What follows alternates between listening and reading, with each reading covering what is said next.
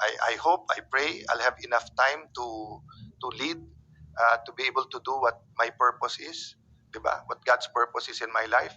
But while I'm with you, I have to lead. And leadership matters. But wala namang perfect sa atin. But ang point ko, not being perfect is not an excuse to be not honorable. I do believe in respect. I do believe in honor. So I don't know if matatanggal ako sa Monday, in 1 month, in 3 months, in 6 months, in 1 year. But let's just do it. Prostitution, joints, etc. is will ng Panginoon. Hindi po. Naging teritoryo at altar sa demonyo yon precisely because maganda plano ng Diyos pero ang nasunod yung plano ng demonyo. PTL today, iba yung bibigay ko sa inyong meaning. P is priorities, T is a title, and L is leadership. Okay. So, I'll start with the P. Priorities matter. We live in a world that you have to super multitask. So, I was saying, madaling ma-distract. Ako na rin yun. The crisis is going to get worse. And for those of you who have relatives, especially in rural areas, or relatives in the transport, or anything that needs logistics, or especially transportation, ramdam nyo na, di ba? So, di ba, can you imagine working your whole life for something, then in a period of 1-2 years, minsan mabuti pa daw yung instant na kinuha sa iyo kasi 'di ba, what can you do? Pero before his eyes, isa-isa kinukuha, no? So I don't know if matatanggal ako sa Monday, in 1 month, in 3 months, in 6 months, in 1 year. But let's just do it day by day, 'di ba? So today, then I'll talk about titles. Priorities, then titles. T. Titles doesn't mean anything. 'Di ba? So, the titles, I do believe in respect. I do believe in honor. Diba? I do believe in may meaning yung tatay, nanay, tita, ninong, sir, ma'am, diba? But it is, in a sense, when you're elected, na-prove mo, na-elect ako kaya honorable. Diba? But that's the presumption. Na-elect ako, so immediately, pag na-elect ako, honorable. But I have to prove that to you every day. Diba? So the day I prove to you I'm not honorable, you're not required to call me honorable. I lost it Diba? But wala namang perfect sa atin. But ang point ko, not being perfect is not an excuse to be not honorable. Diba? So if we lose our honor, we gain our honor back. So my point is, we have to have time together. Me with all of you here, you with your staff. So nung nasa DFA ako, every Monday, 12 to 3 yun, and masarap pagkain. Di ko kayang gawin to every Monday. May crisis, tipid tayo ng konti, both sa pagkain sa aircon.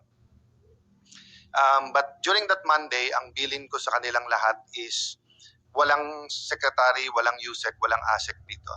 We're all equal. So when we discuss, let's discuss as equals. Until, if you remember yung crisis sa Kuwait, doon lang sila nagsalita as my equals. Every other time, you know, part of the respect, very hierarchical din ang DFA ambassadors, Your Excellency, di ba, ganyan. But nung doon, naapektuhan sila, and then kinausap ako na pagka na persona non grata ang isang ambassador sa Kuwait, malaking bagay yon. OFWs, etc., etc. And dahil iba background ko, hindi diplomacy, I had to tell them, guys, don't you know this is a fight that we want? Meron kasing fight that we don't want. And in general, we don't want fighting. Diba? Blessed is the peacemaker. In general, who wants a fight? Diba? But there are things worth fighting for So sabi ko, hindi nyo ba nakita? Unang-una, who picked the fight? Yes, may kosa, and we can do it more diplomatically. I simply reported to the President, Mr. President, ganito nangyari sa Kuwait, ganito yung mga kalagayan, ito yung namatay, ito yung nahanap, ganito. He picked the fight. And he knew it was a Don Quixote fight. Bakit? How do you bring home 50,000, 100,000, 200,000 OFWs? O kung may allies pa yun sa Middle East na ganun din, di ba? But sometimes you have to say, tama na, sobra na di ba? Tapos sabi ko, Ano ba tingin nyo nung na-persona non grata yung ambassador natin? Susundin nyo yung regular thinking ng DFA that that's a demotion or that's a demerit? Hindi, that's a badge of honor. How many times in politics, yung natanggal, nasa kanya yung badge of honor? Diba? That goes back to title. What's important, the title or you do the right thing? Diba? Of course, the position matters, which will go to the L, leadership. Leadership matters. Diba? But just to cap that off, diba? To God's grace, diplomacy came in, but the fight was the fight, and we got what we wanted. Not totally, pero saka ko nanin sa inyo, pero talagang there were some who looked at people as property dahil sa laki din ng gastos to get a kasambahay, no? But for me, the biggest win there was not even the MOA and the change in conditions, but yung dignity, yung fighting back na kahit anong yaman mo. But the dignity is very important. So what we're fighting here is the dignity ng Senado. So just before I entered, I signed the letter saying na Monday, barring anything else, I'm paraphrasing, we will convene the impeachment court, diba? The impeachment is beyond, acquitting someone just because kakampi mo sa politics. It's also not for convicting someone without evidence dahil gusto o ayaw mo a certain candidate, diba? And there was different circumstances for different impeachments. I won't talk about that. But what I'm saying is that in this room are the leaders of the Senate. Kaming 24 were temporary. Sometimes we're here, sometimes we're not. Sometimes we get a second term, sometimes we don't. Sometimes we get a third term. Again, I'm telling you, I hope, I pray I'll have enough time to lead, to be able to do what my purpose is, diba? What God's purpose is in my life. But while I'm with you, I have to lead. And leadership matters. So the same with you. So, COMSEC's group, meron akong pinakiusap and I have to tell you, it was one of the most touching gifts sa akin ng COMSEC's ng House. We had a meeting like this. It was a better meeting in the sense that may agenda setting, etc. And more or less, I knew I had at least a year. So may palitan. I mean, anyone can speak mamaya, but doon kasi may agenda. So talagang palitan. It was really a dialogue more than a speech by the leader. And I encourage all the COMSEC to think like a senator. Diba? Na hindi pwedeng kung ano lang sabihin sa'yo ng chairman mo, yun ang masusunod. Diba? So my point is, for example, if hinahandle ko ngayon yung basic ed, and you see a certain problem, and when I say basic ed kasi may EDCOM but you might know something that no one in the room of brilliant people, you have brilliant people in EDCOM, you have people who love education and lifetime spent there, but you might have an idea na sa'yo binigay ng Diyos Diba? O, hindi ba nagsisisi ngayon lahat ng nagpro-promote ng EV? O, diba na tama pala sila? Diba? After all is said and done, paninira sa electric vehicles, etc., I don't know how many of you believe or hindi sa nuclear, but mas na-appreciate ko ngayon si Congressman Cuangco for pushing that as an option because no one saw the Iran-Israel-US war coming, no? So, mga COMSEC, 3 things I want to ask of you, diba? Be there as a partner for your chairman. Number 2, look at the bills, look how we can speed it up, but quality parate. Tignan nyo yung mga request for subcommittees, etc. But may number 3. So sa House, I ask all of the COMSEC na sana kayo ang archive AI. Wala pang AI nun, so di pa uso. But sabi ko, I called it a fact book, FACT book. No? So facts lang ng facts, di ba? Facts lang ng facts. Bakit? Kasi minsan nagdidebate na tayo sa opinion, hindi pa sure yung facts.